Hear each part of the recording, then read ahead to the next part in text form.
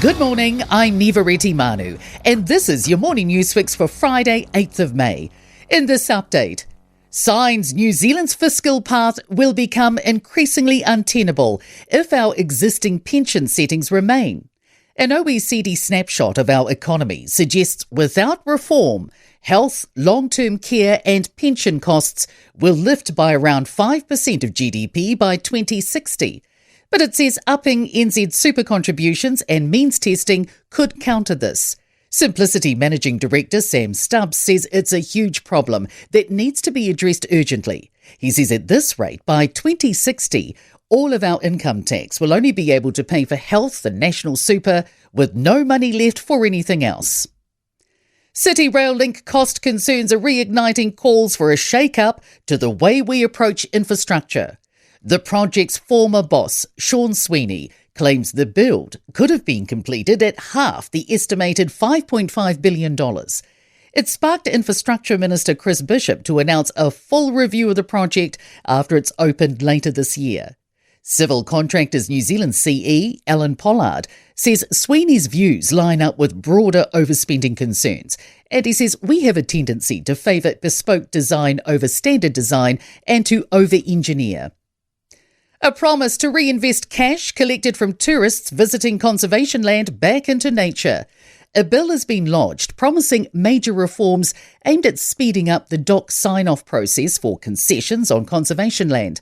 Minister Tama Potaka says it's estimated charging visitors will raise around $60 million a year to go to conservation, helping with killing pests destroying the place. Sites where international visitors might be charged could include the likes of Milford Sound, Cathedral Cove and the Tongariro Alpine Crossing. A renewed diplomatic push has rekindled hopes of the US closing a deal with Iran to end months of hostilities. Washington's delivered a memorandum to Tehran via Pakistani mediators, and a response is expected today. But there's still an element of caution, with talks falling apart the last time the two sides were in this position. CNN's Elena Treen says that Donald Trump's still strongly opposed to Iran's nuclear ambitions. The World Health Organization's declared the cruise ship hantavirus outbreak is not the start of a global pandemic. 5 of the 8 suspected cases of the rodent-spread virus have now been confirmed. 3, including a 69-year-old Dutch woman, have died. The latest WHO briefing says the wider public health risk has been assessed as low, and it says that the virus is different to the likes of COVID-19 as it spreads through very close intimate contact.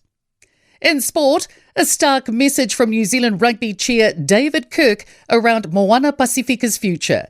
He says if the franchise is financially unable to continue, they need to orchestrate a managed exit.